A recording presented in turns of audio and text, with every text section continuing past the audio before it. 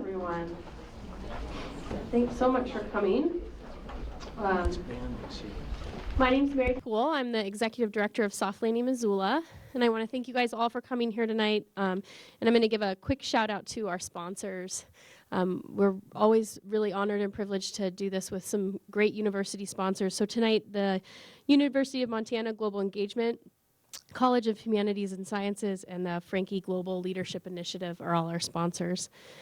And so just really briefly, I think this tonight is going to be a really special and informative evening. Our lecture series was designed so that we could provide information to the Missoula community relevant to refugees that were coming here to Missoula. And so this is the 5th in our lecture series. And we're really thankful that as time has gone on, just like our previous lecture on Iraq, this lecture is very heavily informed and designed by the refugees that are here. So I think that we're in a really special time, and we're honored to be trusted with sharing these stories. The events that have taken place over the last couple of weeks and last couple of days, more rounds of chemical weapons and increased U.S. involvement in Syria, make this talk extremely timely and relevant. Thank you guys so much for joining us today. And I want to introduce Maria Unkuri Chaudhry, who is one of our sponsors here tonight, to say a few words and a welcome.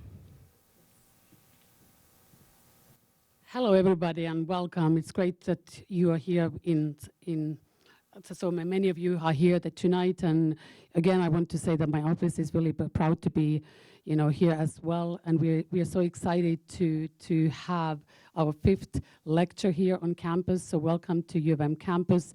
And I also want to say that I've been very involved with the Soft Landing Missoula. I've been a board member. It's actually the 3rd year, and it's been so wonderful and meaningful work. And again, welcome. And I would like to now invite Clem Works to introduce our speaker, Brandon, tonight. Clem.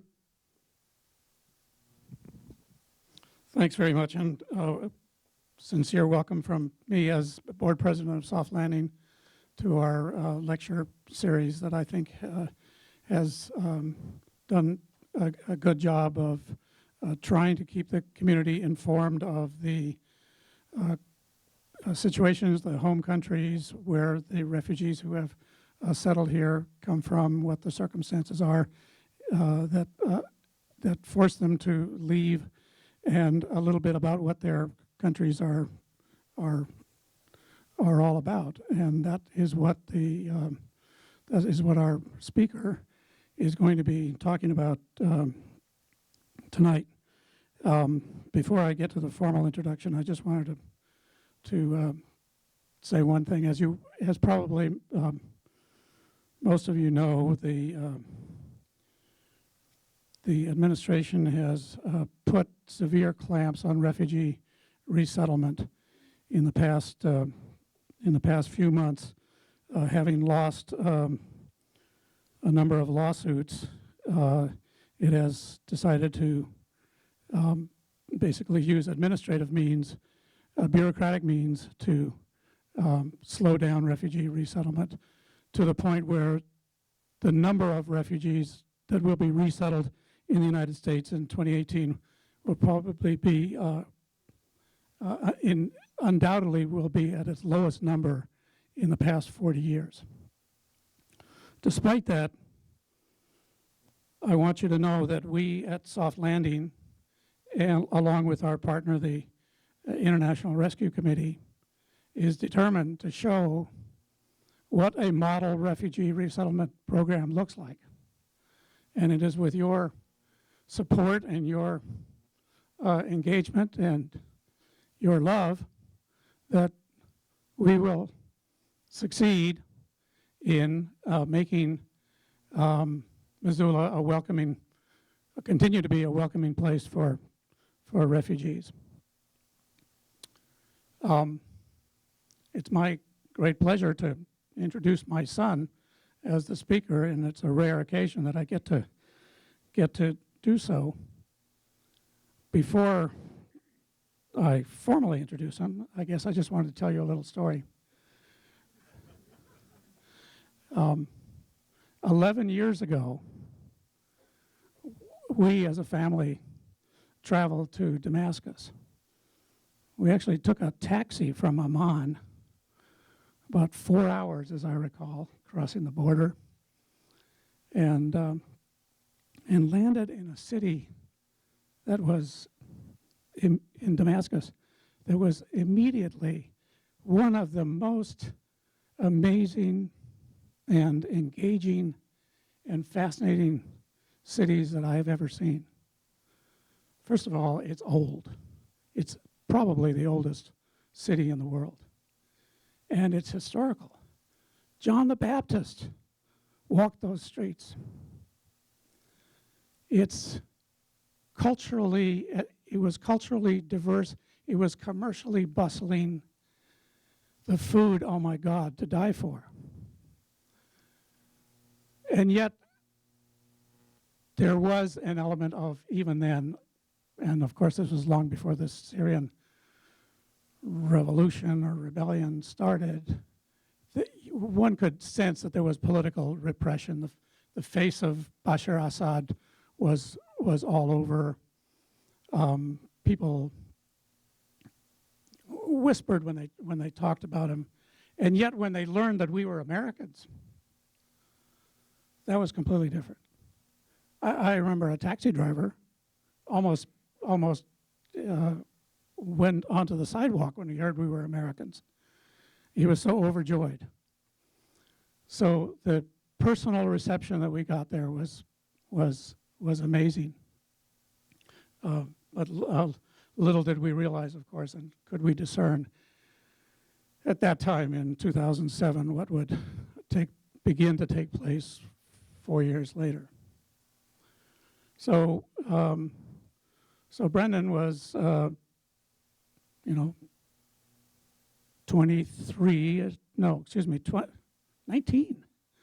Brendan was 19 at the time. And I think it was actually one of his first awakenings or recognition of the power and the beauty of the Arab Muslim world. And that went on to a greater understanding in college. He majored in comparative literature and started taking Arabic. He will tell you, and so I can pass it on, that he was probably the worst student in the class. But he persisted. But probably what really led to his fluency was working as a reporter and editor in the West Bank for about 1.5 years, living in Bethlehem and becoming really fluent in Arabic, and would have continued, except he got kicked out by Israel, but that's a whole nother story. But he came back here. He found the love of his life. They got married. They have a child, and he started working as an Arabic speaker, Arabic teacher in the Missoula Public Schools, and I think he just got his 5-year pin. So he's been at it for a while, and he continues to not only teach but also to study the Arab world. So although he will not say, and I won't either, that he is a Syria expert, I think that you will see that he knows a considerable amount about the current situation as well as the culture and history. But what is really, I think, more important is that he has had a chance to talk to the Syrian refugees who have landed here in Missoula. He knows them all well, and has begun to learn from them some of those dark, troubling realities that led them to come to America. And he has interspersed his talk with their quotes and their impressions. So I've already talked too long. I will now turn it over to Brendan Work.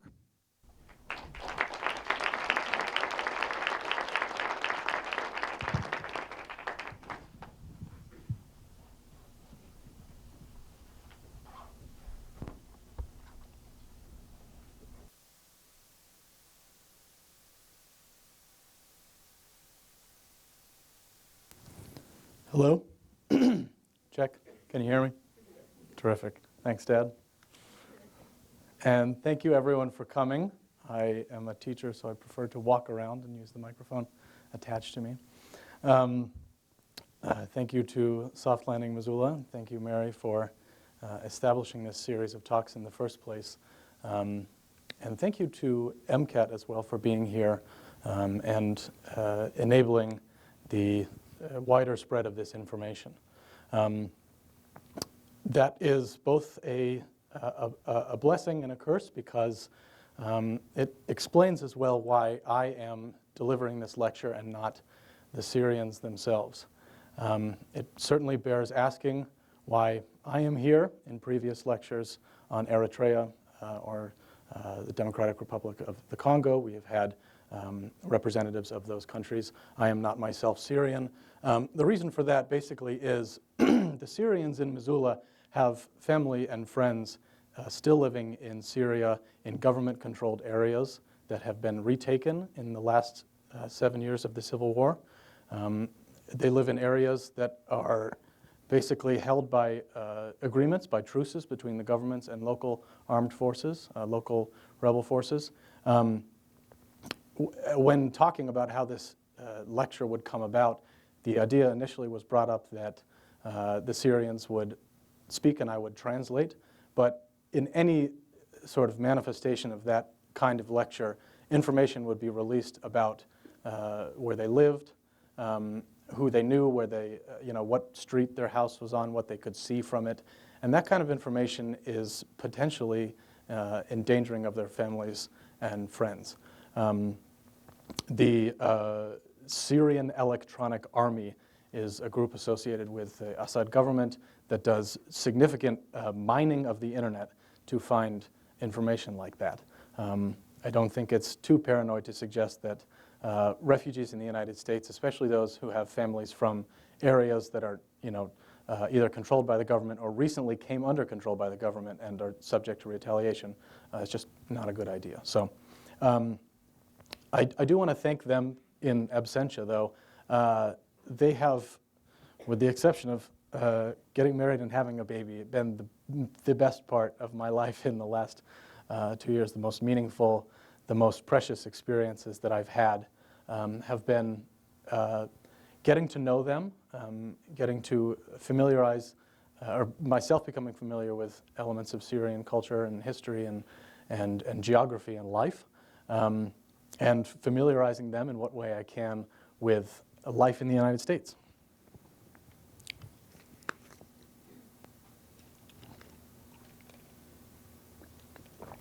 I would like to reiterate that I am not an expert on Syria. I'm not an analyst. I'm not a journalist. I merely am fortunate enough to speak Arabic and be in the small Syrian community of Missoula at the time when I could do the interviews with them. So I just want to bring that up first of all. I also want to speak shortly on the structure of the presentation tonight. We're going to begin with an overview of Syrian geography, situating the place as we see its regions, as the Syrians saw them when they lived there, where it is in the world, of course. I'd also like to do a brief section on Syrian culture, food, music, movies, eating, drinking, etc. A hopefully very truncated, extremely short version of Syrian history, and then a year-by-year run-through of the Civil War, followed by quotes on their life in Missoula. So at the end, I'll be taking questions. So let's begin. Here is Syria. Syria is a predominantly Arab Muslim country in the eastern Mediterranean. It's about half the size of Montana, and there it is in the bottom right, overlaid onto Montana by a great website called thetruesizeof.org. Montana is twice the size of Syria, and this gives you some idea of how long it would take to go from place to place. Taking a look at the pink outline, which is Syria, Damascus is about here, and Aleppo is right here. Those are the two largest cities in the country, and it takes, it's about 200 miles from one to the other, so that's Missoula to Bozeman. More than half of the population is concentrated along this western coastal plain, whether it's the actual coast right here or these cities right here, including, of course, the capital. Here it is regionally, that's Syria. It is bordered on the north by Turkey and on parts of its south by the Arab countries of Iraq, Jordan, and Lebanon. It has a very small border with Israel.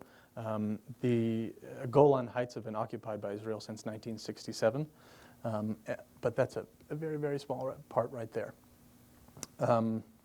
Over here is the Wikipedia page on the populations of the Middle East. As you can see, Syria is the smallest of the big countries in the Middle East. There's a big gap between Syria and the UAE. This, however, is an estimation or a projection for 2015.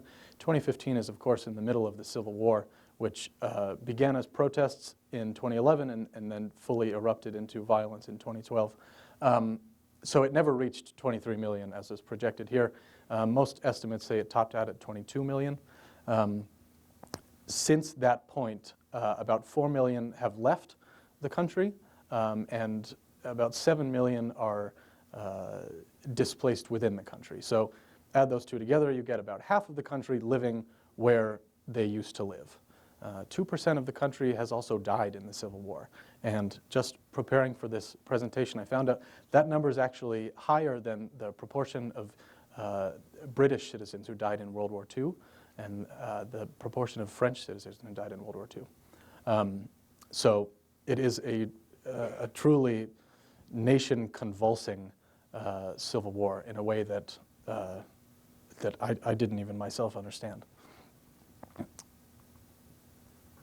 A topographic map of Syria here reveals that it is mostly desert. It's a mostly semi-arid country. As I said, most people live sort of like west of an imaginary line going here. This part is mostly uninhabited, and the main the main cities of Aleppo are right here, and Damascus right here. Okay. The main river that comes this way, the big one, is the Euphrates, coming down from Turkey, and then there's this smaller one called the Orontes. Actually, it's going the other way. It starts up here.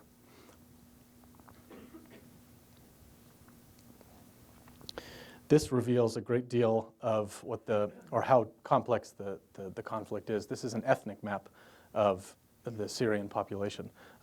This is all desert. Nobody lives here. This is the Sunni Arab population. Sunni Arabs, according to whenever this map was made, 2000, I guess, comprised, I think that says 59. I think it's closer to 75. So basically, the vast majority of people in Syria are Sunni Muslim Arabs. But it is a confessional and ethnic mosaic in a way that's been recognized for basically all of its history. There's a great quote from a Greek traveler, way back in the BC era, that it says, "Syria is the whole world." He went to Syria and met every kind of, he heard every kind of tongue, and this kind of quote, this kind of expression is found later through history during the Islamic period. You'd find Roman travelers going there and saying that. Syria features frequently in early Christian history for the same reasons. It's just sort of this area where everyone is. The everyone, as Syria looked in 2000, was these Sunni Muslim populations. On the western coast, you have the Alawite religious minority. Alawites are Arabic-speaking, but religiously they are significantly different from mainstream Sunni Islam, and we'll discuss that later. The red population here is the Christians. Christians in Syria are predominantly Catholic, although there are also Orthodox and Protestant populations. The green population, or the darker green, is mainstream Twelver Shiite. What that means is that they are the same type of Shia as Iran, so that the majority of the Shia group. Up in the north here in this region, as well as all across this border, this brown is Kurdish people. So they speak Kurdish. Kurdish is a language that is closer to Persian, even closer to English than it is to Arabic. They're very different, although it is written in the Arabic script. Kurds are the largest stateless minority in the world. Their smallest population is in Syria. Most of them are in Turkey, northern Iraq, and further over that way in Iran. There's a vast array of groups that I didn't mention. Assyrians, Armenians, who we got down there, Circassians. And like I said, this has been recognized all throughout history. That's just kind of the place Syria is. Okay. I'm going to take you on a regional tour with quotes provided from the Syrians in Missoula. Okay. Here's a quote. "The most beautiful thing I can recall from Damascus is walking around in the summertime. There were always a lot of resorts and parks." Here's another one. This one refers to a suburb of Damascus called Duma, which has been in the news recently. "The people of Duma were famous for going out of their way to help you. They were famous for their meat too, and butcheries even prepared camel meat for you." They were as shocked about this as I was. They're not big camel, the Syrians I spoke to are not big camel meat consumers, but they were amazed that basically that quote expressed for them that any variety of meat was available in Duma and that their butchers were nationally famous.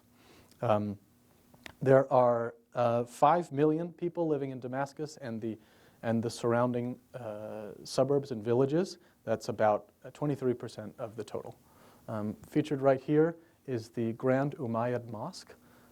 This used to be, and you can probably tell from that bit of art here, this used to be a church.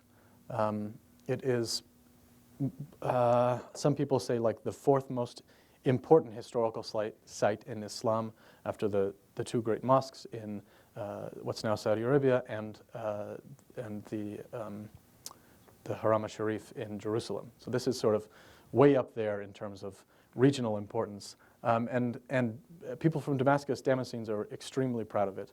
And whenever foreigners come to visit, this is the place they must go. In the south are 2 provinces, Daraa and Suwaida. You can tell it's a pretty green region. Here's a quote. "Daraa is called the breadbasket of Syria. Everything green is there, tomatoes and cucumbers and all kinds of other vegetables." They believe these are olive trees. Another quote is about the region of Suwaida. Just to go back a couple of slides, excuse me, Suwaida is right here. And Suwaida, I forgot to mention, this purple region is populated by a religious minority called the Druze. We'll talk about the Druze when we get to the religious minority section, but basically the important thing is that they live here and almost nowhere else except for there. Okay, the Druze, this is a quote, "The Druze live by themselves in Suwaida, though there are other groups there, Christians and Muslims. I used to go there sometimes to buy wood." One of the Syrians here in Missoula is a carpenter. So even though Syria is only about 2% forest, you just go where there are trees, basically, which is in Suwaida and up in the north. This is a pretty small region. Only about 6% of Syrians live in Daraa and Suwaida. 2 very large cities, Homs and Hama, are in the center. Basically, on the way from Damascus to Aleppo, you get to Homs first and then to Hama. Quote, "Homs is the coldest province and the 3rd largest city. Most foreigners like to come and see the castle." The castle here is called Crac de Chevalier. It's basically a Crusader castle. And for a little while during the revolution, it was held by rebels. It sustained shelling from the government forces and then was evacuated. You can find, this picture is from before the revolution, so you can't see any of that damage, but it's not that extensive. I think they'll probably end up like turning it into a tourist site again.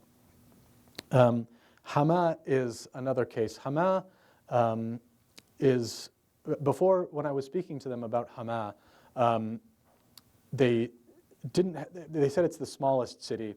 It wasn't like interesting for any particular cultural reason, or they didn't want to speak about it in that way, because Hama was a bit of a prologue to the events of today. Hama in 1982 was basically destroyed by the current president's father, Hafez al-Assad.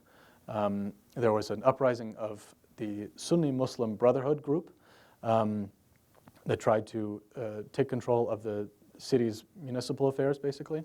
And they were, I mean, the group itself was crushed and expelled, and about 30,000 to 50,000 Syrians died. The event was basically subject to a media blackout. There are very few pictures of what Hama looked like before and after, but Syrians themselves sort of, from what I could tell, regard Hama as a little bit of a ghost town, or, I mean, it's still populated, but it's a place where you know there are the corpses under your feet. There are mass graves. So the quote here, one of them said, in 1982, Hafez al-Assad destroyed the city and slaughtered everyone. He came in with tanks and bombarded it. I remember it. That was a beginning. There are about 15% of the people between Homs and Hama.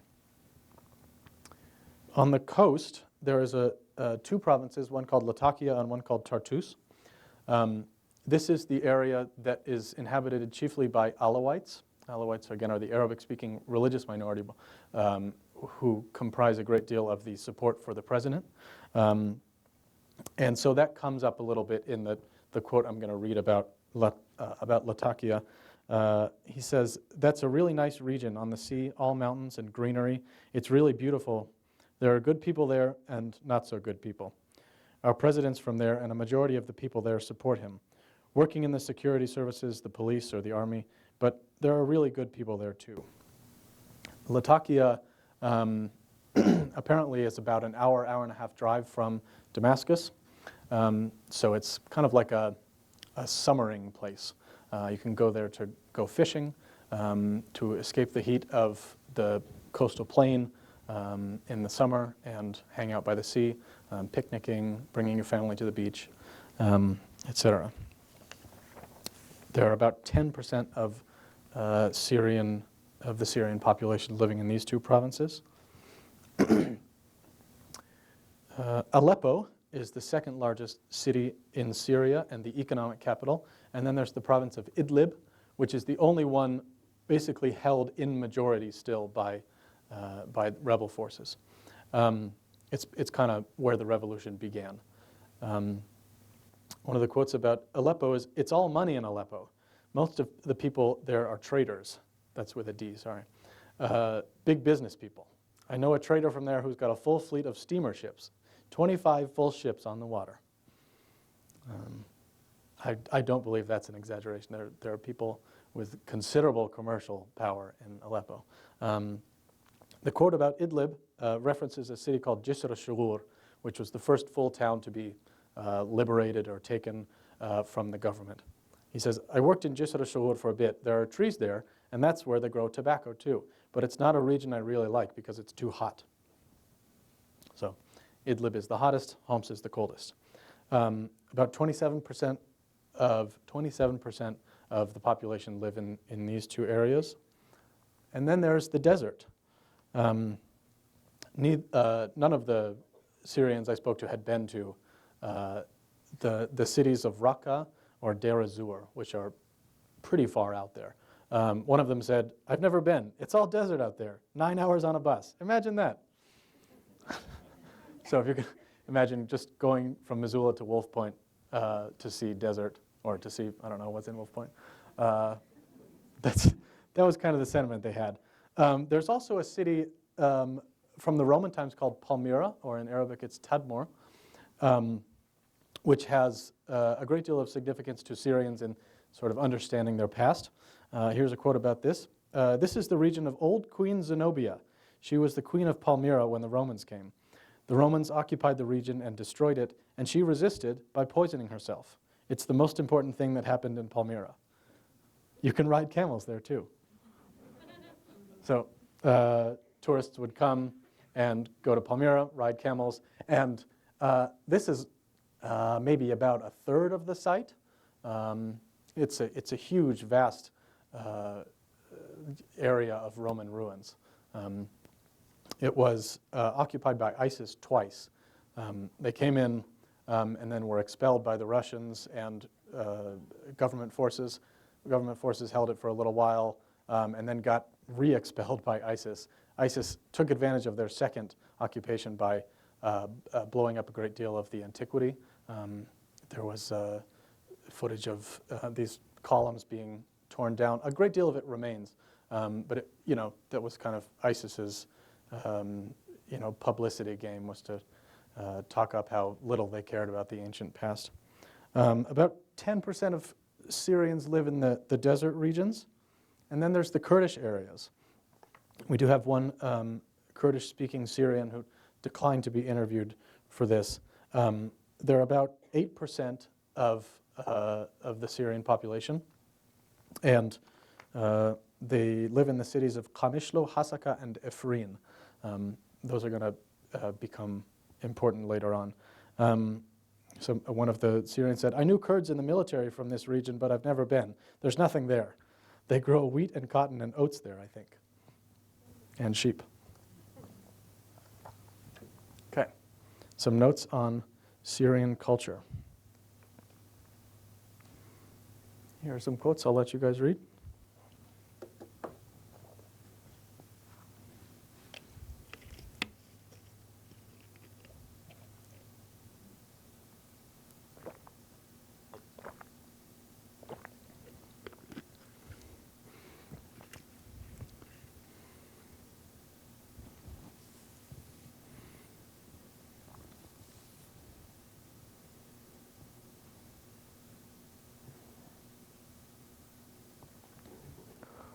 So I think these two quotes go a pretty long way in describing what life was like in Syria.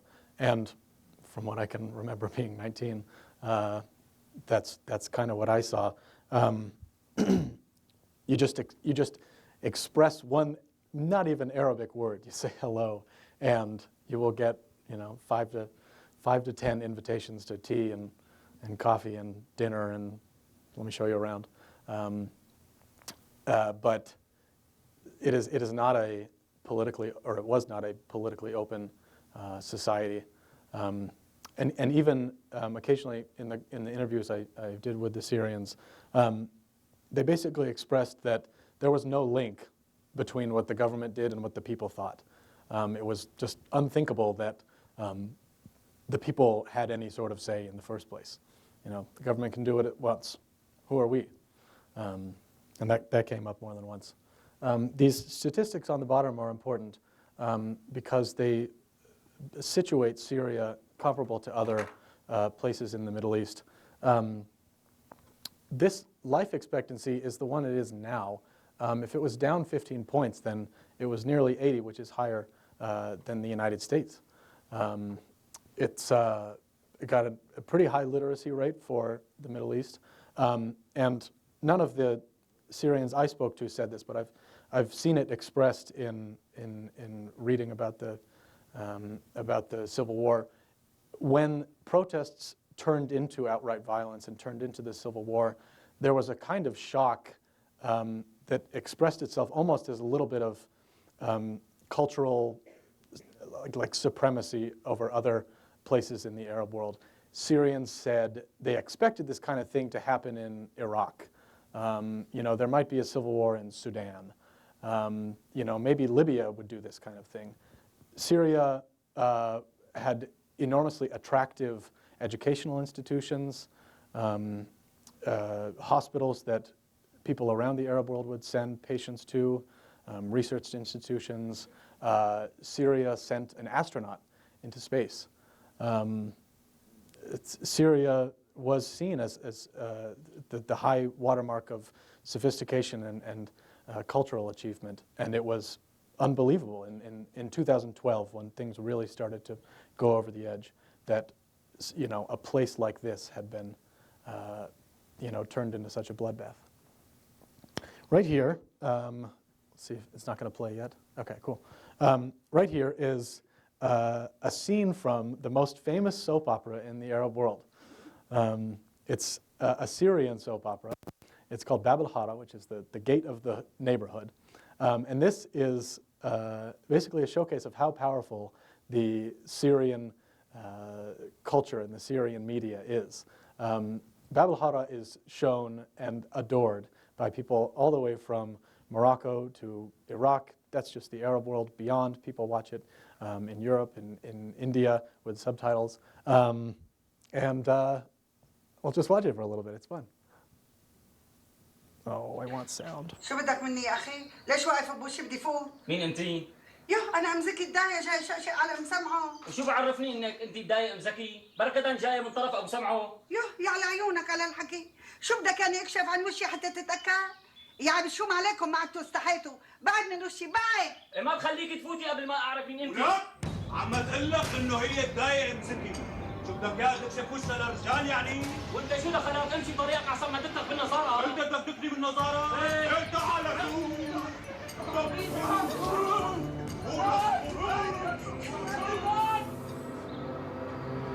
So that's a classic soap opera scene. The guy in the uniform is a French occupation officer. So we'll talk later in the history section about the French occupation of Syria. But basically, it takes place during a time when Syrians were rising up against the French occupation power, and all of Syria's ethnic and religious minorities were working together. So it's kind of a nostalgic show, and people just love it. When I asked about Syrian musicians, you must know I got the name Sabah Fakhri. So Sabah Fakhri is this guy. And I later learned he holds the Guinness Book of World Records for most time singing. He did a show in Venezuela, so he's globally famous, and sang for 10 hours straight. I won't do that.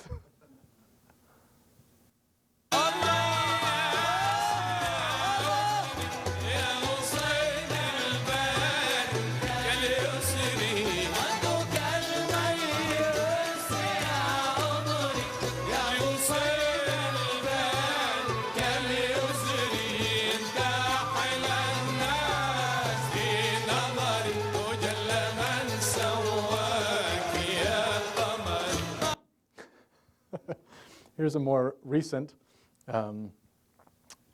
artist, a little cheesier.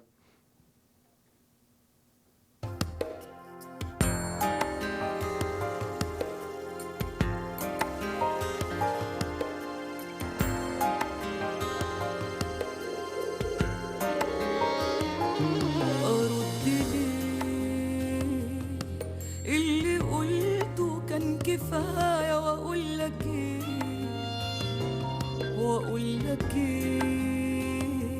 يعني الكلام. Okay. This style of music is very, it's very widespread in the region, where the singer just sort of stands here and belts out their tune for however long they can, and then you saw there was the orchestra behind her, and the orchestra behind Sabah Fakhri as well. So they're very famous singers, and I was told you absolutely must know who they are, and Missoulians must know who they are too.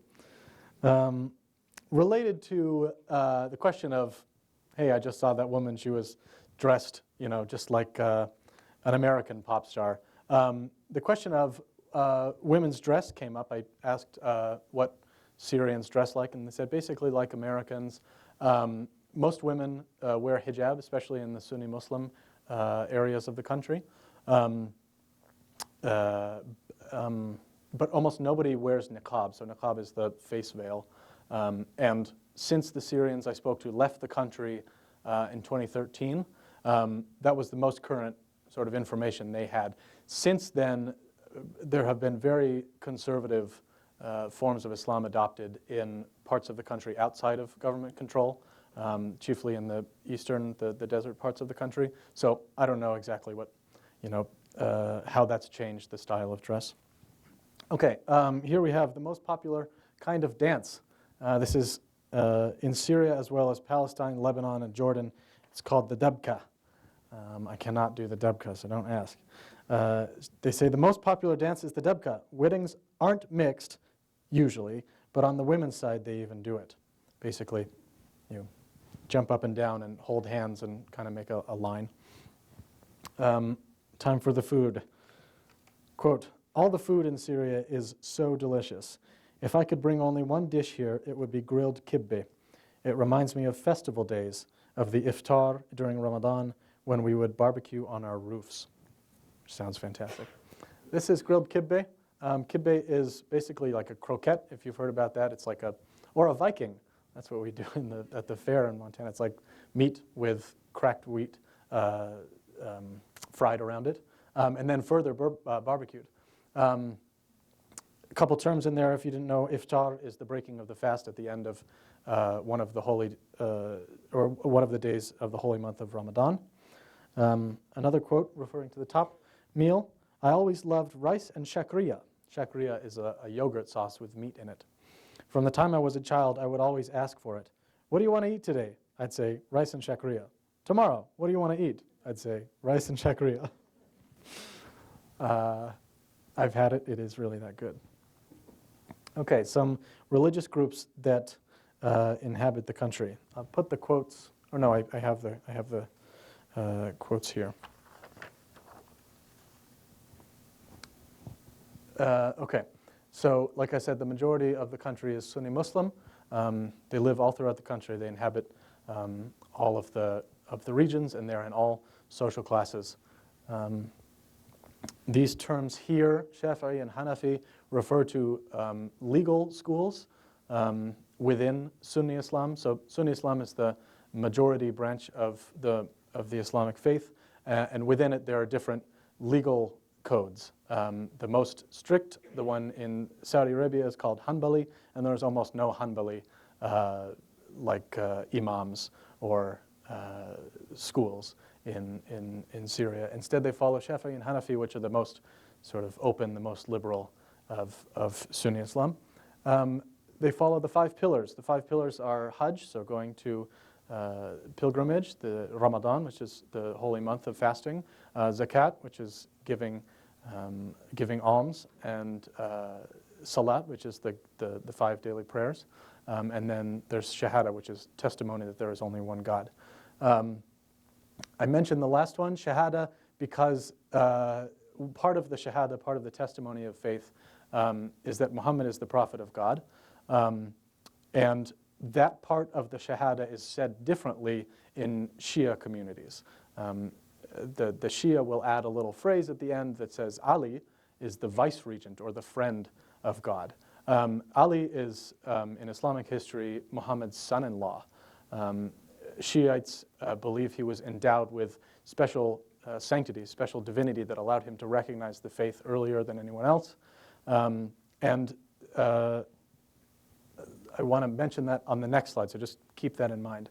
A key difference between Sunni and Shia Islam, if you didn't know, is that Sunnis don't believe in any sort of clergy, any sort of intercession between them and God. The Shiite minority has various structures of differing complexity between the average Shiite believer and God. In Iran, you have the Ayatollah.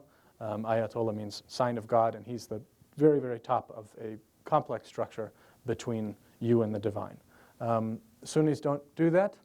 The Alawites get their name, Alawi, from the word Ali.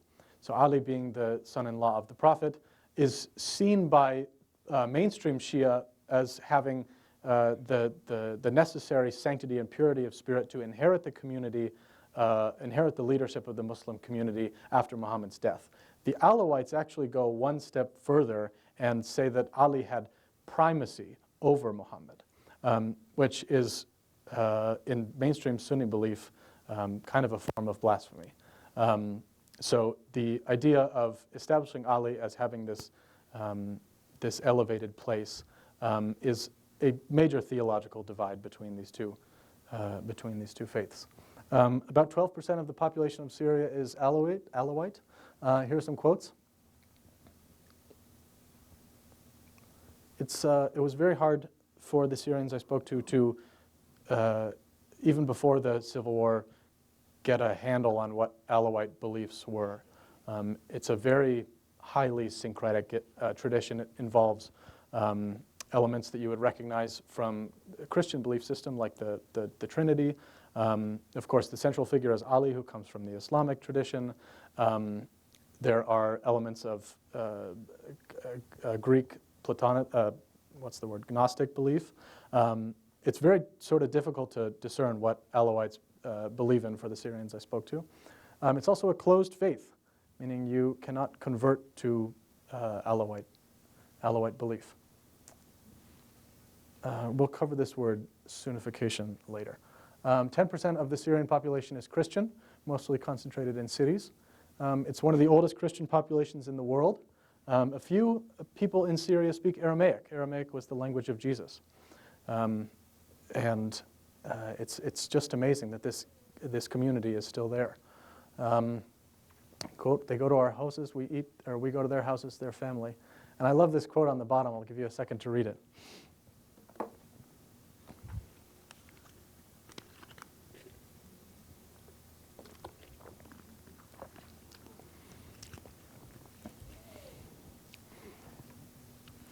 Okay. The Druze are the smallest of the groups I'll mention. About 3% of Syrians are Druze. It's also a closed faith. You can't convert to be a Druze. You have to be born a Druze. Pretty much all live in Sueda in the south. And this quote is fascinating. I didn't know this. You just don't know what the secrets of the faith are until you're 40 years old. So if I was born a Druze, I don't know what I'd be doing at this point. Except growing this great mustache. Druze men all sport this huge, huge mustache and beard, and they have this hat when they go to ceremonies. One key element of Druze belief is metempsychosis, the transmigration of souls, which you usually find in like South Asian religions. And so it's fascinating that this shows up in the Eastern Mediterranean.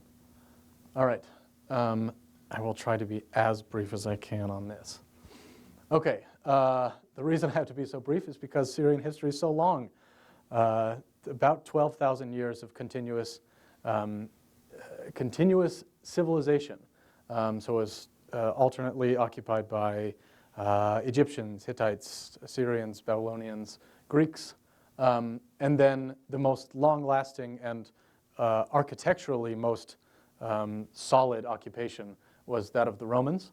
You heard the story of Queen Zenobia, who resisted against the Romans. That was unsuccessful. The Romans occupied Syria for, probably over 700 years.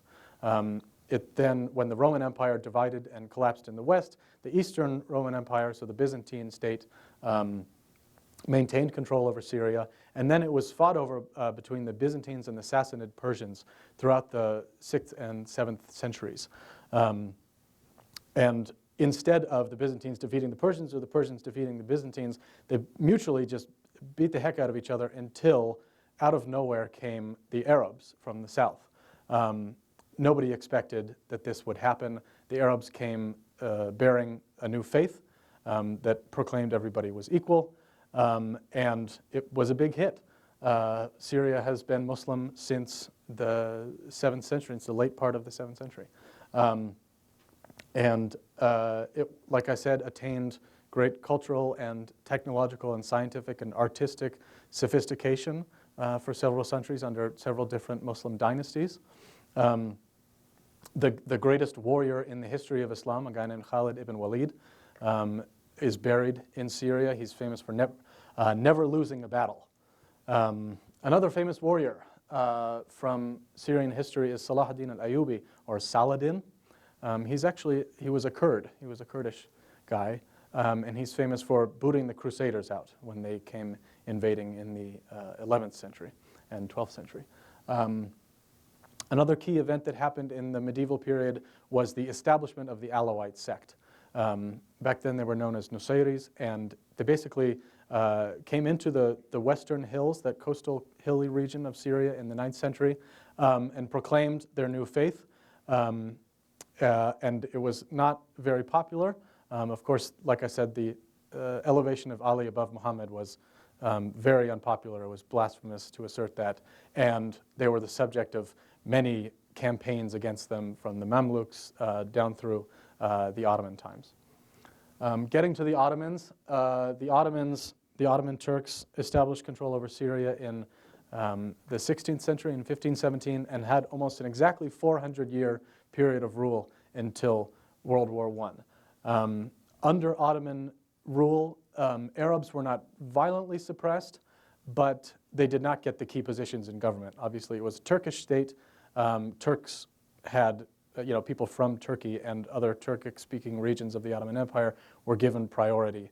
And so Syria and other Arab territories seethed under Ottoman control, and they would basically do anything to get out from under it, including asking for help from the British and the French. As the Ottoman Empire picked the wrong side in World War I, the British and the French, being on the right side, came in and said to a guy named Emir Faisal, who was the leader of the most prominent Arab tribes, we will give you military support if you back us. And so, if you've watched Lawrence of Arabia, you know what happens. Emir Faisal and the rest of the Arabs displaced the Ottomans in very dramatic scenes, and then they hear from the British and the French that they have been betrayed. In a secret agreement, the Sykes-Picot Agreement of 1916, the British and the French divide up the whole region into spheres of influence. The French decide to enact direct rule in this solid orange region, and the British enact direct rule in the green region. These areas are of indirect rule, meaning they go through the tribal chieftains or the sheikhs or the emirs or whoever's there. But what's key about this map is that if you look at the modern borders, every part of Syria is basically in this shaded region except for the coastal Alawite region. The Alawites were particularly useful to the French colonial power because they could leverage them against the Sunni majority. That's also the reason for the creation of the state of Lebanon. Lebanon had a Maronite Christian community that the French were particularly sympathetic to. And so before this border was even established, the Maronite Christians and the Alawites here provided a means for the French colonial forces to basically do divide and rule. They said, to the Alawites, you don't want to be ruled by Sunni Muslims. Look what will happen to you. This is going to be important later because, of course, the president is an Alawite. Okay. Speaking of, well, let's get to that in a little bit. The Syrians achieved independence from France in 1946, and there's a series of military coups. It's an unstable time from about 1946 until 1958. And at 1958, Syria and Egypt unite briefly under the rule of a guy named Gamal Abdel Nasser, who was a fantastically charismatic pan-Arabist dictator of Egypt. By pan-Arabist, I mean that he believed in the idea that all Arabs from Morocco to Iraq, speaking one language, living in one secular state, being citizens, regardless of their religion, was sort of the dream of the Arab world. He was terrifically popular. He famously booted the English out of the Suez Canal and called them the sons of 60 dogs on live TV. And people loved him. And so when 1958 came around, Syria and Egypt joined together in what they hoped would become the first steps of this great pan-Arab dream. Nasser turned out to be unwilling to share power. The Syrians did not get the stakes in the government they were hoping for, and it failed after 3 years. Even more damaging to Nasser's popularity and also that of pan-Arabism generally was the Six-Day War in 1967, which this picture is from. These are Syrian prisoners of war. In 1967, Egypt and Syria and Jordan and some Lebanese, or what would later become Lebanese forces, tried to liberate Palestine here and got defeated in 6 days by the Israelis. And it was a huge defeat for pan-Arabism.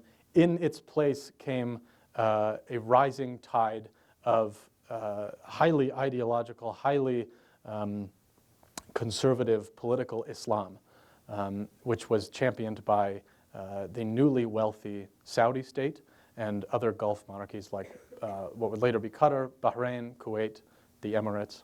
And so if you can sort of imagine pan-Arabism represented by Egypt falling and political Islam on the rise, what happens is that the dictators in charge of these countries have to keep the Sunni Muslim populations that comprise the majority from coming up. In Syria, that job went to Hafiz al-Assad. Hafiz al-Assad took control of the government in 1971. And as I mentioned, in 1982, he violently suppressed the Muslim Brotherhood when they tried to take control of the city of Hama. Hafiz al-Assad was in power until 2000. He was supposed to give control of the country to Bashar al-Assad, this short guy, but he died when he crashed his sports car in London in 1994. So instead, it went to this guy.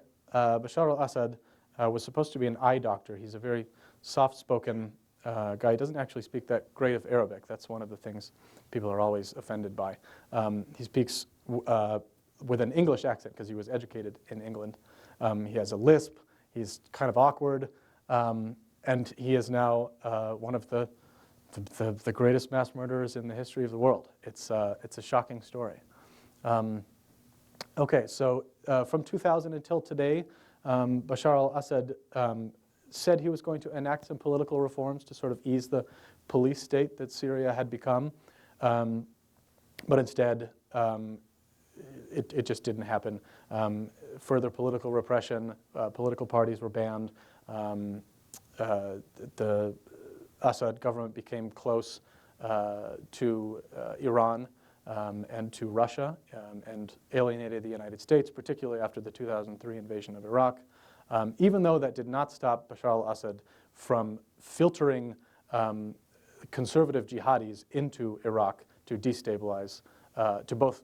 It kind of had two purposes: to defeat the Americans and cause them to be bogged down, and also to destabilize Saddam Hussein's attempts at power. So in 2010, the economy was really quite bad. The police state was back in effect, and this happened. Starting in January of 2011, or actually December of 2010, there was a series of pro-democracy protests here in Tunisia, spreading to Egypt. Only the government of Tunisia fell after just 28 days, and Egypt, the 25-year president Hosni Mubarak left after only 17. So when Syrian activists, this map was produced 24th of February in 2011, when Syrian activists started thinking of going out into the streets and protesting this extremely repressive regime, the examples were in place that it would go pretty well. American diplomats are on record saying that they were searching for potential candidates to replace key figures in the Assad government. So it's there in the diplomatic archives. People thought this was going to be easy. Okay, that leads us to the civil war. Here are some causes in their opinion.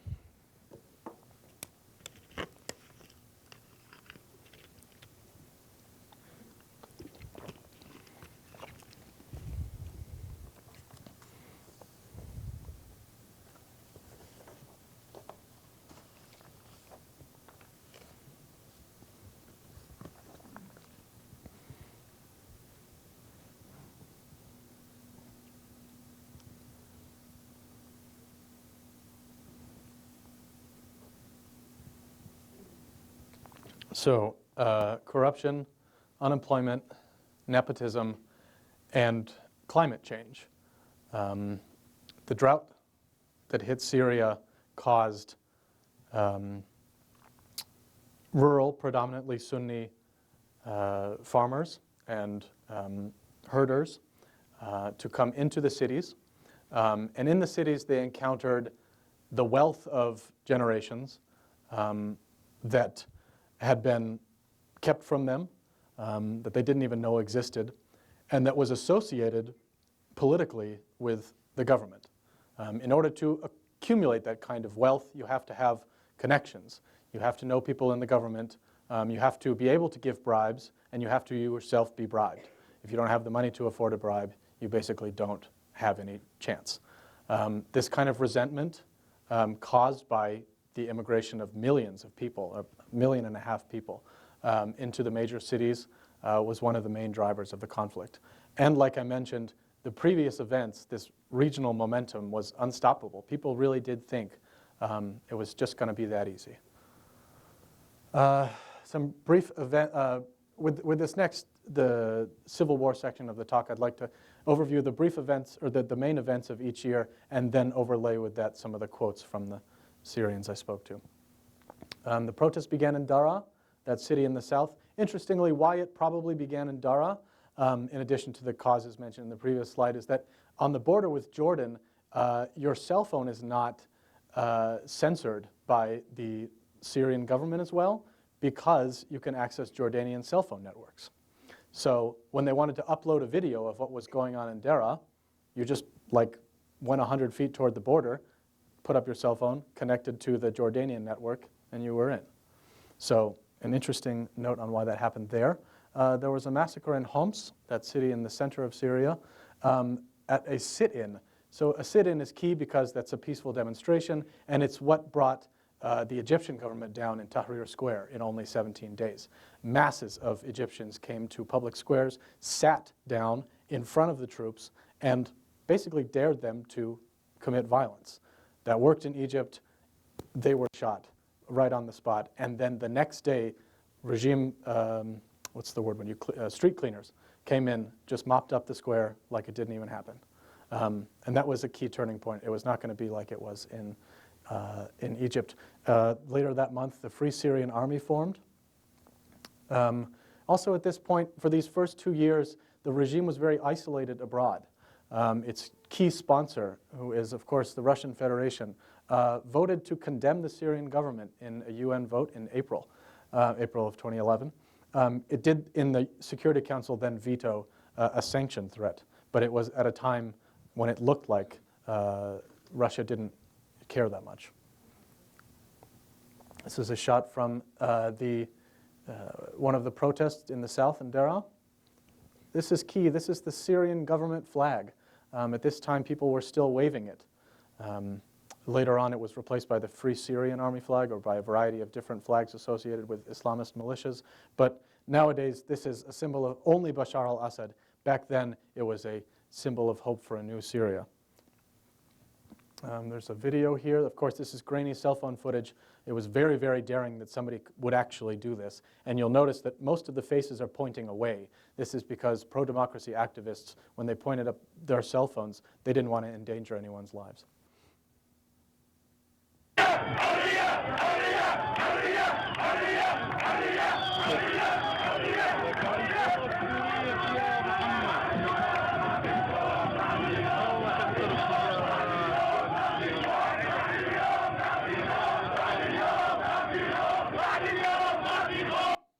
The first chant was Hurriya, which means freedom.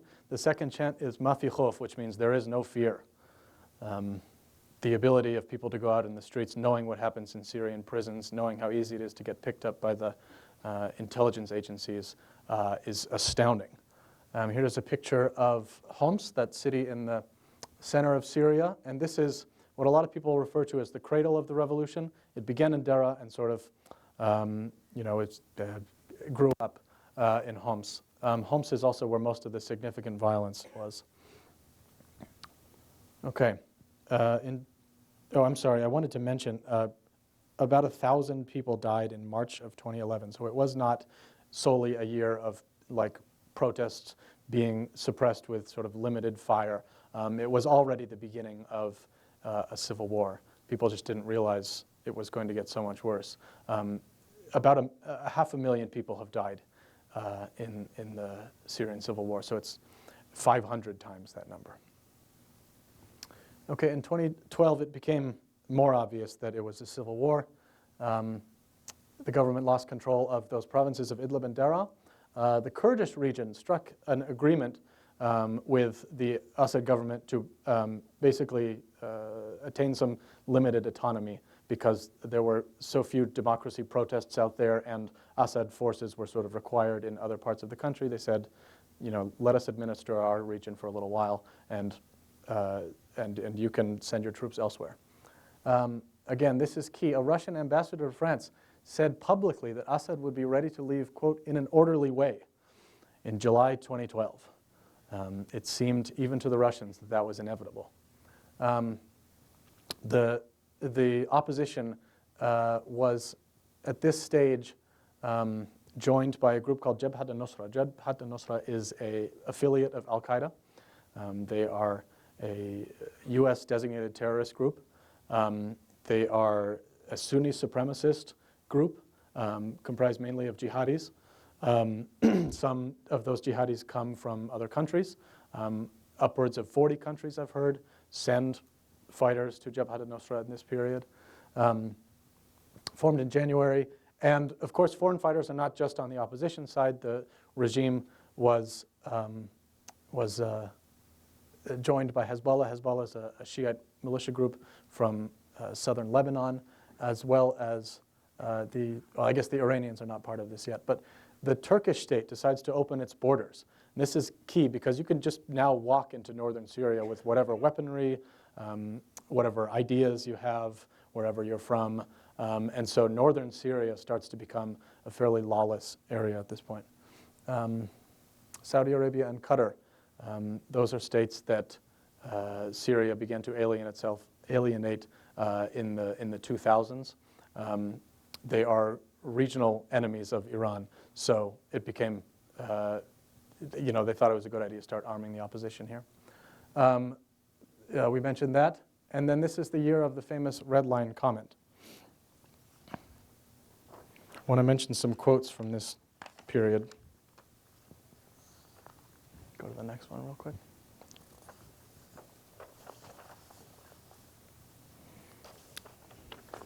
Okay. We were sleeping at night in the house when a mortar fell on the roof. The roof is not like the ones you have here. It was cement. When the roof was hit, a huge hole opened up.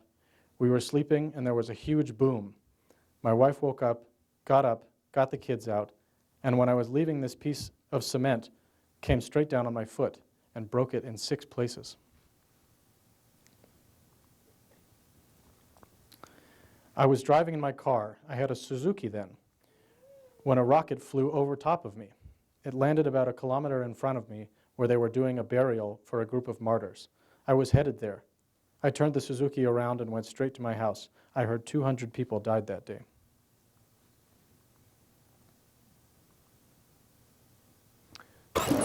Russian television, of course, supporter of the regime, took a drone into Homs, the city of Homs, after it had surrendered to the government and took this footage.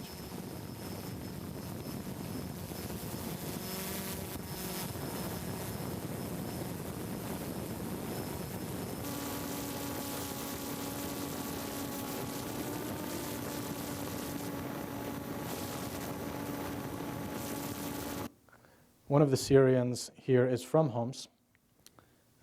He said, "It was at that point fear came into our conversations. You'd go out onto the street and start to think you won't return home." And then he mentioned an Arabic expression, "Ar-Raih mafqud wal raja mawlud," which means he who goes in is lost, he who returns is born. What that means, from what I understood, is that when you go out into the street, you just don't think you're going to come back, and the joy you experience when you come out alive is like you've been reborn. He said there were snipers sitting at the highest places. If you walked in front of them, they'd shoot.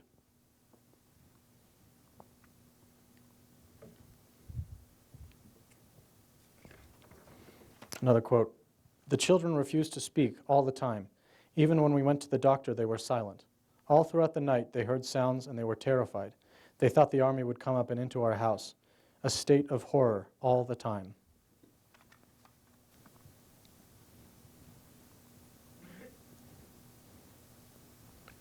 Okay. Main events in 2013, basically the Free Syrian Army, the nominally secular civilian force in opposition to the Assad government, begins to crumble.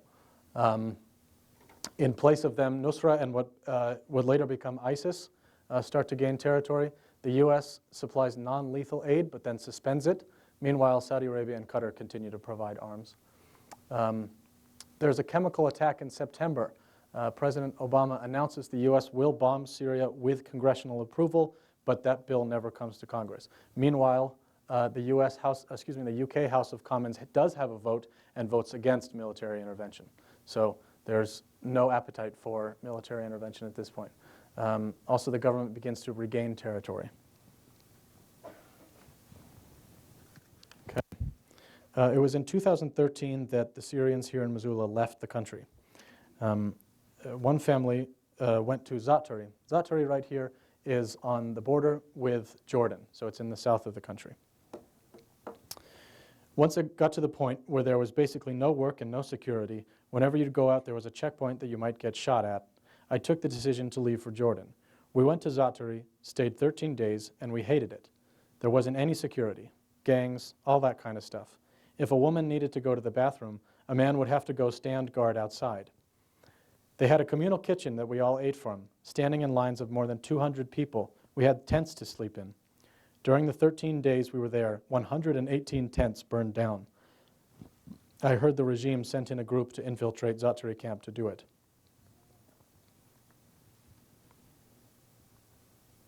This is a Syrian refugee boy on the streets of Beirut. Quote, "They made the refugees outside the country suffer the taste of shame. In Jordan, it was forbidden to work. They just give you a look and say, oh, you're Syrian? You're a foreigner."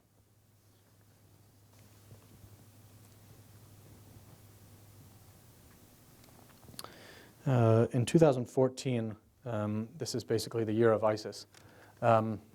ISIS captured Mosul, the major city in Iraq, declared a caliphate in June, but it kept using the Syrian city of Raqqa as its de facto capital. This was when the U.S. began supplying military aid. It also then declared a war on ISIS in August. This had the effect of showing Syrians that the U.S. would not declare war on the government, but would declare war on a force fighting the government. ISIS was capable of enormous atrocities, and Syrians were aware of that.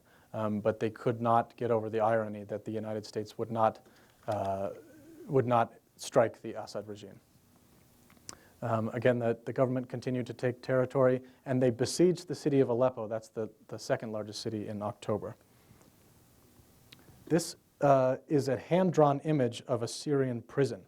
Now, this comes up now because this was when one of the Syrians I spoke to, one of their relatives, was released from one of these prisons.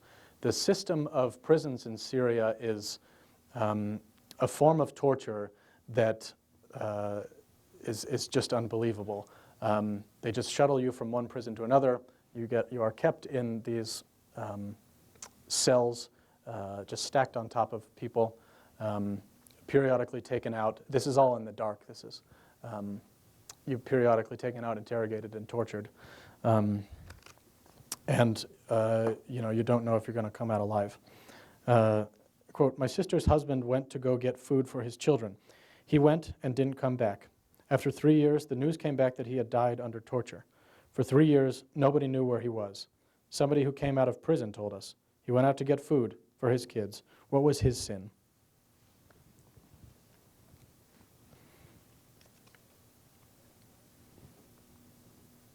2015, the Russian government intervened formally with airstrikes in September. The government continued to take territory in Idlib, Aleppo, and around Damascus. American air support was now lent to the Kurds who were fighting ISIS up in the north of the country. This group, the SDF, formed. And then the Pentagon admitted to spending $1 billion to train and equip anti-ISIS rebels, but then later said there were about 4 or 5, that's singular, 4 or 5 people left in the country. What happened to them? Most of them joined more successful and extremist groups like Nusra and ISIS, or they were bombed by the Russians. Either way, it was a spectacular kind of failure that Syrians are still amazed at. Here is a video of a Russian airstrike. One of the important things about this video is that there's basically nobody living here. nobody would be here in the first place. What, I guess from the Russian point of view, they would say is that this would be a nest for rocket attacks. Maybe underground there's, like a bunker of some sort. But I'll just go ahead and let you watch this video.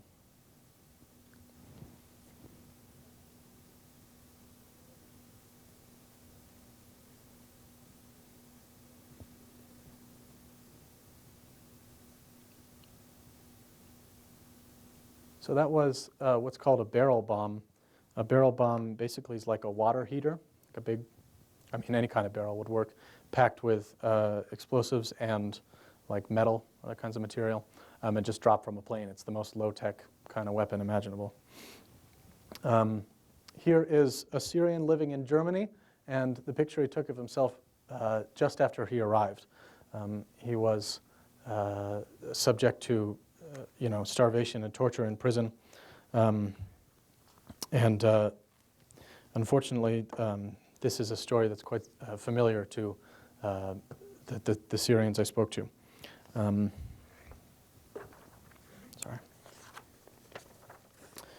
This quote references the term milk brother, which is a tradition in Islamic countries to consider the person who nursed from the same woman your brother or sister. So he says, my cousin, actually my milk brother, they took him when he was riding on the bus to work. They stopped the bus at a checkpoint and asked everyone for IDs. They looked at him and said, you're from Barze? He said, yeah, I'm from Barze. They said, get out, and took him from the bus. After that, we didn't hear anything about him. It was 4 years later, they just gave back his ID and said he was dead. That town there mentioned, Barze, is the first suburb of Damascus to protest in support or in solidarity with Dara. So it was initially targeted by the regime. 2016, this is the year of a pretty successful ceasefire. The UN brokered a ceasefire lasting from February to July, and ISIS was not subject to that ceasefire, so a great deal of territorial gains were made against them. The Kurdish SDF forces expelled them from the north. I didn't mention here, this was when Palmyra was retaken as well. After the ceasefire collapsed, though, the Assad government besieged and then recaptured Aleppo. There's some pretty good documentaries about this event. After the recapture of Aleppo, this video was produced. You can probably tell who made it already, and you're gonna hear they use the theme song from a popular show.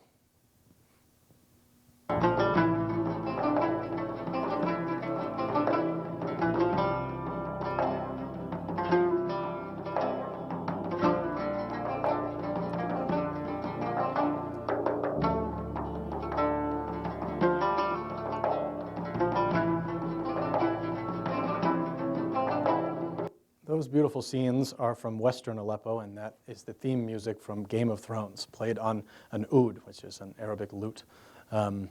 Propaganda for the Assad government, enticing tourists to come to Western Aleppo. This is Eastern Aleppo.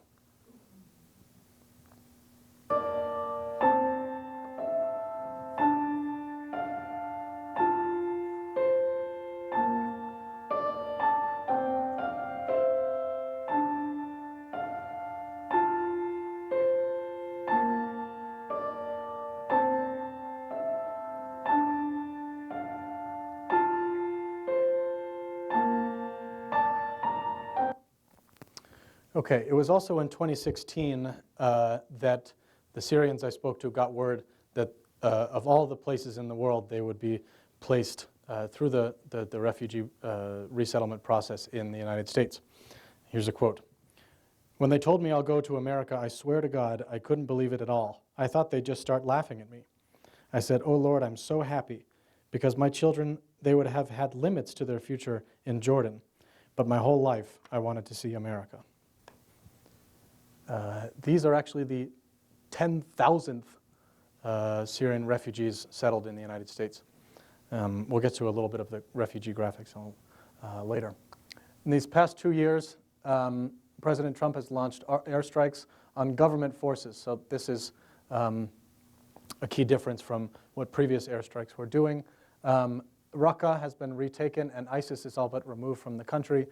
The Turkish government has intervened in that Kurdish province of Afrin in the north, and the Damascus suburbs, including Douma, was retaken in the past month, involving a chemical weapons attack.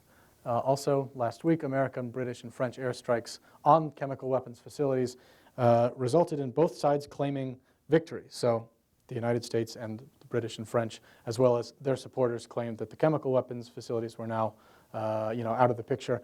And the fact that it was the previously colonial powers of the British and the French attacking Syria gave President Assad a very nifty excuse to say he was engaging in anti-colonial resistance.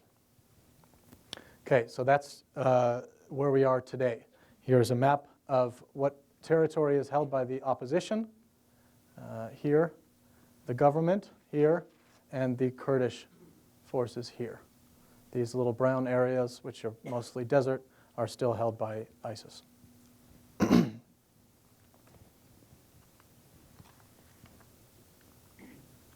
Okay. Syrian refugees number about 5.5 million. This number is from November of 2017. The vast, vast majority of them are in these countries. So Turkey holds just along the border here, probably what's now 3.5 million.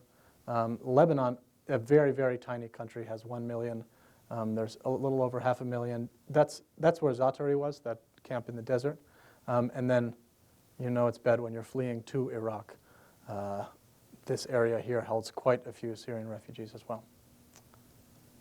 Around the world, this is per capita how many Syrian refugees have been resettled and where. Again, the vast majority is here in this region. The United States has resettled about 21,000. The majority of them, 12,000, came in the year 2016. The number for the year 2018 so far is 11. There are supposed to be 44 resettled in the calendar year 2018. Now I'd like to conclude with what Syrians think about their new community.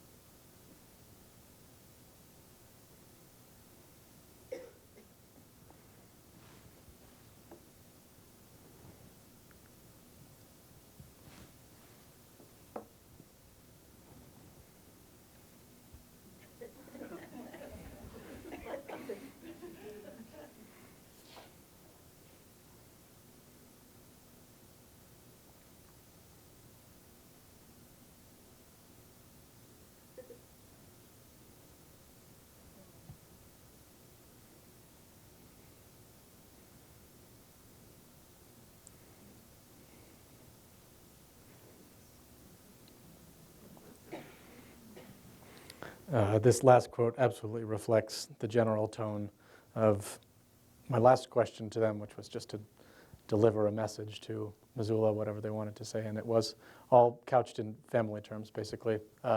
We believe we're home, we believe we're with family, our friends are like our family, they treat us like family. So I think that's a mark of pride for us. That is where I'm going to end the lecture portion here. I'm happy to answer questions based on what they've said to me, based on my reading of events or anything you like.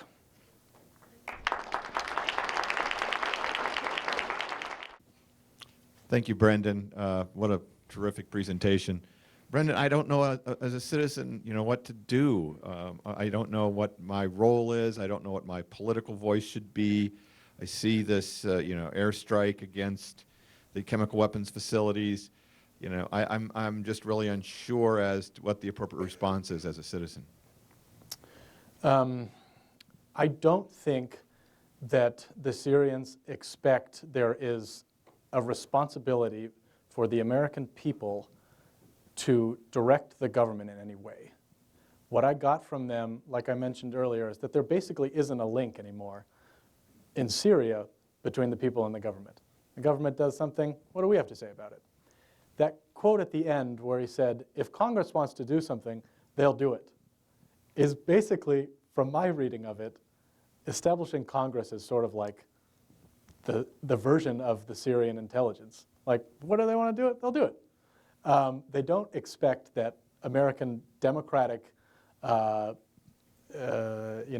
popular sentiment is going to, they're aware that it's with the Syrian people and that it's not with armed opposition groups as much. They're aware that it's not with the government.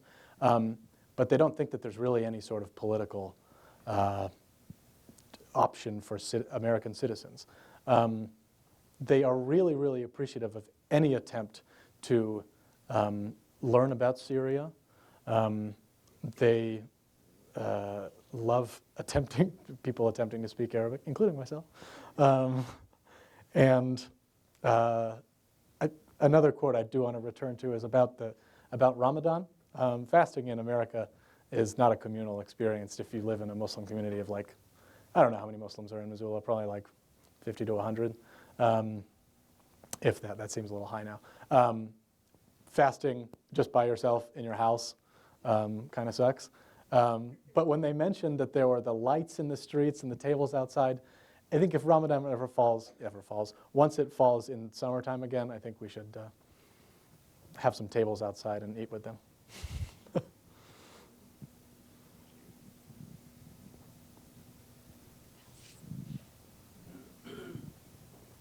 I think the title of this talk was, what was it, U.S. out of Syria or out of Syria? Mm-hmm. So I guess I thought there was going to be something about whether or not what the feeling was. Oh, I see, yeah. What the feeling was about American involvement politically there. When I did address that question with them at the later part of my interview, and I should mention one component or one part of the interview was actually on the day that this American airstrike was launched. It happened at the Syrian, like 4 or 5 in the morning,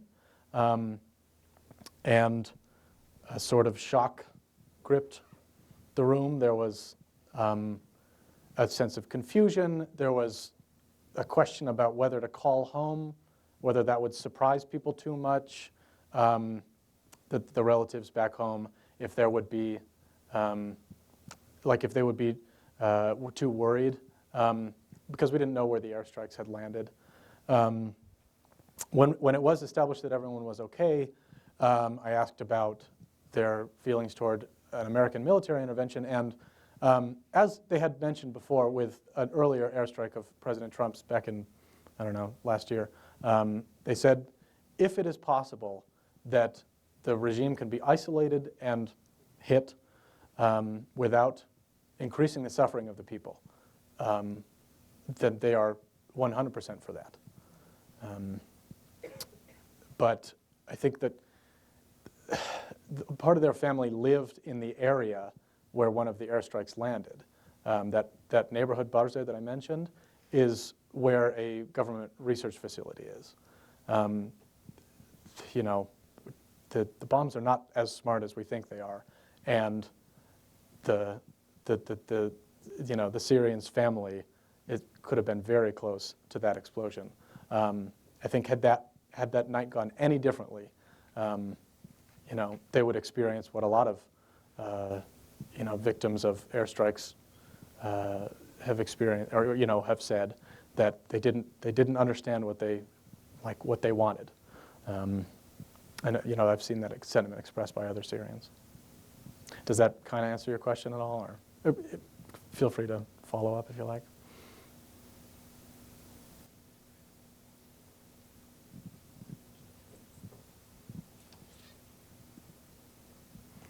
Hello. Hi. Do you have like information on why the Russians are involved in Syria, or what motivation did they have for intervening?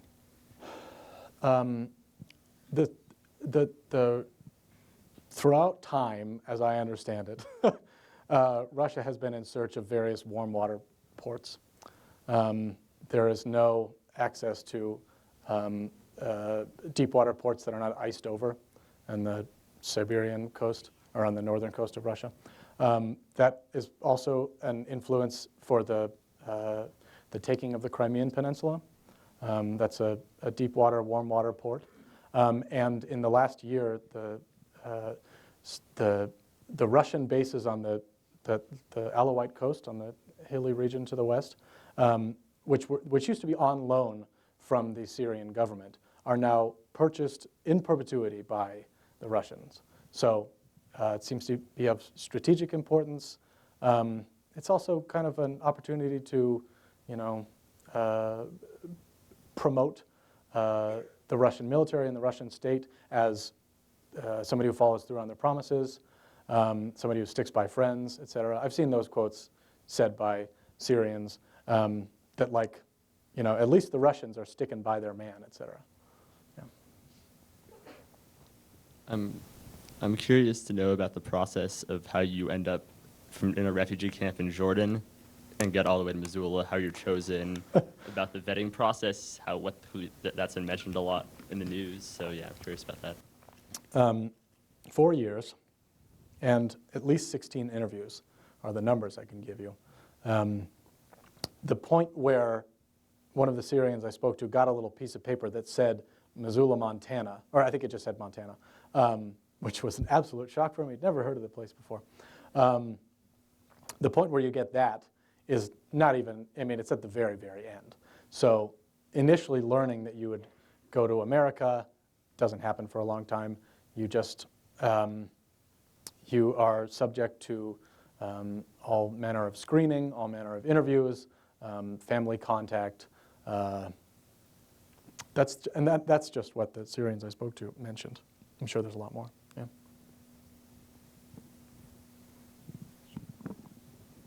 In your interviews, were they finding it simple to be able to communicate with family members back at home, or did that differ with the different people that you spoke with?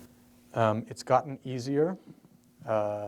In 2013 and 14, immediately after they had fled, Damascus was still partly rebel-held. There were more pockets of you know, non-government presence, so a lot of the electricity lines were cut.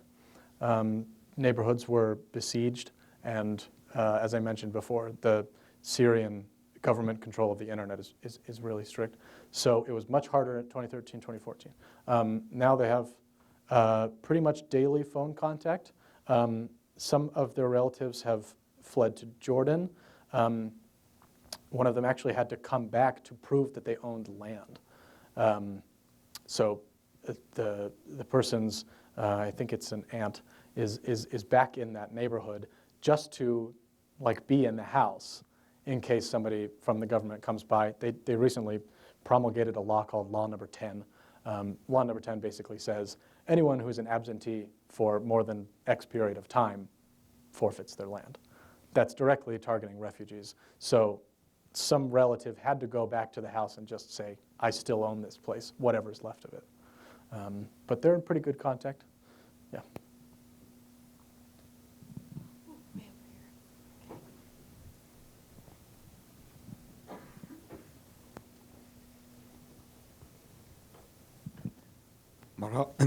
Marhaba, Ustad. Marhaba. So I was wondering, when you were talking to the refugees here, what did they think of the Assad regime's use of like chemical weapons? Because that's been in the news a lot recently, and it seems like it's kind of like a really big issue at the moment. Yeah. One of the quotes that I didn't include was along the lines of a previous one, asking what was somebody's sin. They use the word they use is Arabic for sin. They talked about those pictures in the basement levels of the houses in Douma. Douma is the site of that most recent chemical attack, probably sarin, maybe chlorine gas. I'm paraphrasing because I didn't write down the exact quote, but basically a kid goes to a window and opens it up, and as soon as the air hits his lungs, he's dead. What was his sin? They are horrified. They are they cannot believe they are being treated so much like refuse, like trash, like animals. Those are the words they've told me. That they're not being treated as people anymore. They've said, "Are we not people?"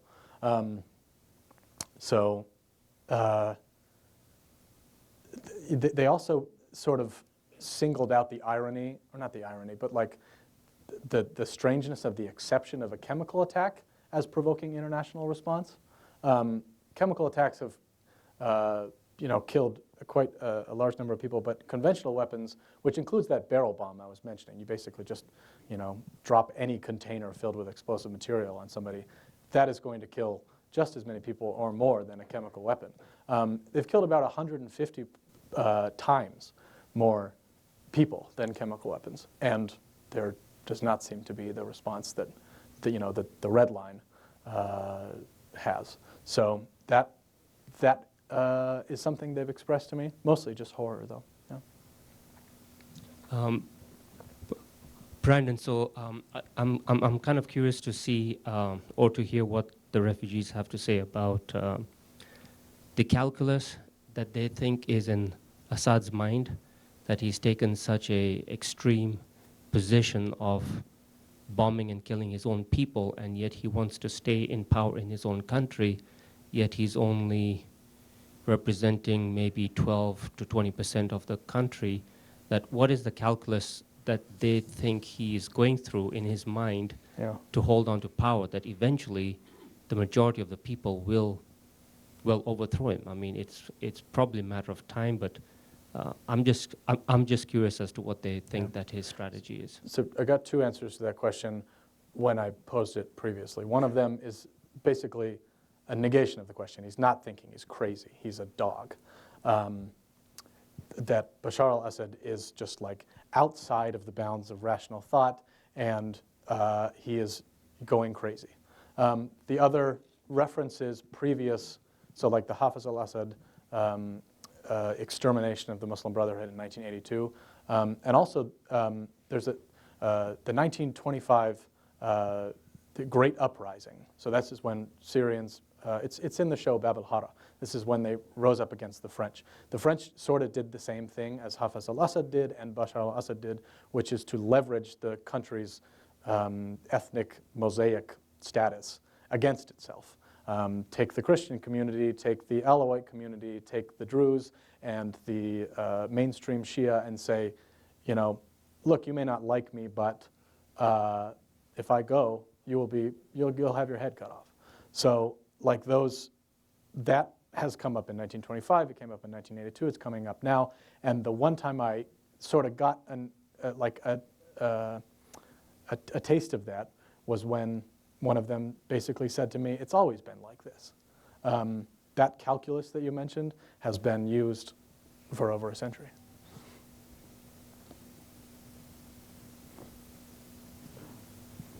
Yeah. So thank you so much for such a comprehensive talk. So I come from the neighborhood, and one thing that we Arabs suffer from is lack of objectivity. So I was reading most of the quotes, and we tend to go beyond generalization. So if I may correct a couple of things. Sure. So Bashar Assad's wife is a Sunni woman. Mm-hmm. The majority of the people who support him, the non-Alawites, are Sunnis. Mm-hmm. His father's most trusted person was his secretary, who was a Christian. Mm-hmm. His prime minister was a Sunni. And the people who continue to support Bashar Assad today are the haves. And you mentioned Aleppo. Mm-hmm. Aleppo is mostly Sunnis. There was a revolt. I know that this is a broad topic. Israel never came up in the discussion. You know, we're talking about the Russians coming to Syria and what interests they have. The interests are historic. But the question I have, what interest does the United States have? Why do we have 2,000 soldiers in Syria?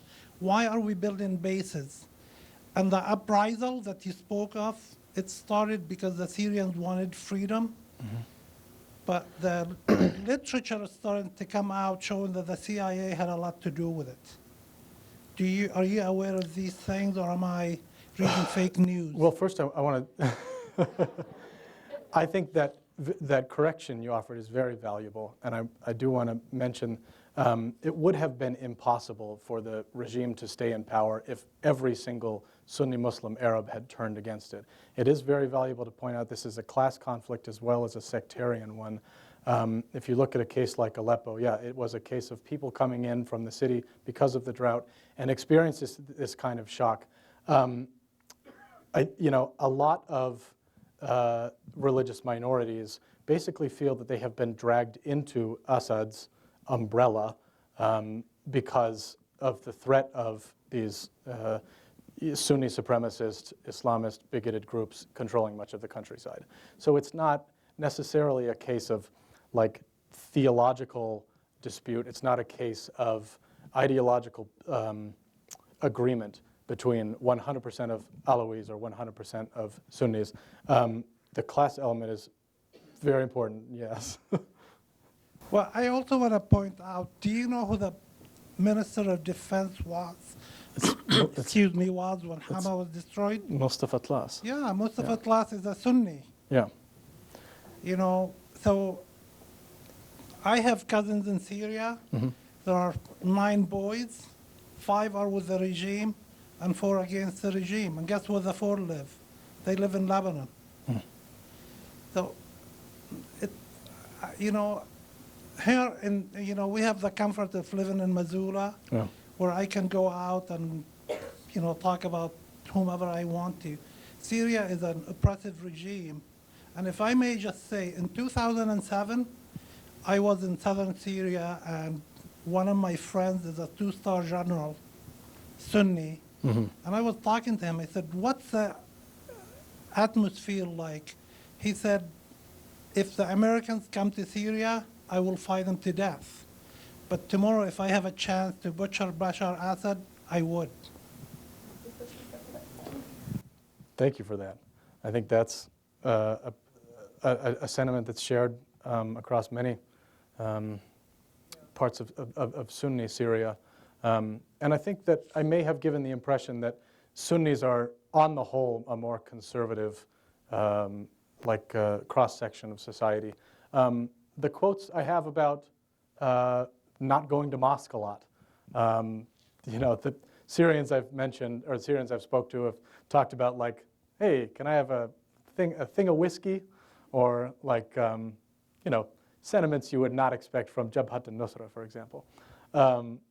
That is, yeah, I think it's key to mention that people of a more liberal disposition who were religiously Sunni but did not want to cede any part of the opposition to these fundamentalist groups were given the same choice that the Alawites were and had to say, well, am I with, you know, the great butcher, or am I with these admittedly, yeah, CIA, Saudi, Israeli-backed groups who are out in the countryside killing kids?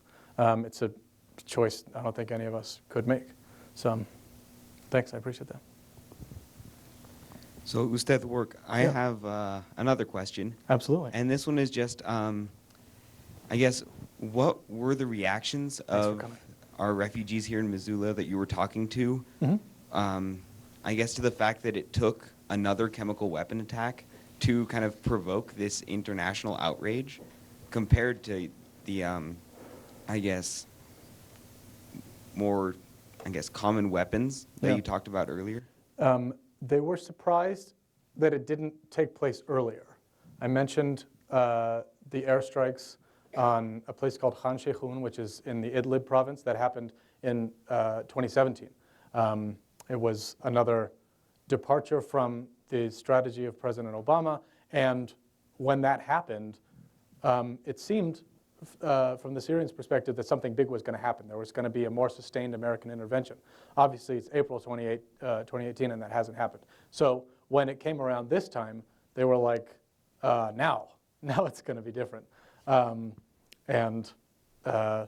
Yeah, like I said, they expressed some, not during these interviews, but previously, they expressed some frustration that your average dead Syrian didn't mean anything, but Syrian poisoned by gas was like gold, something big and different.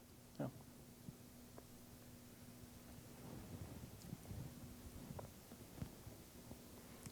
Okay, is that it? Thank you so much.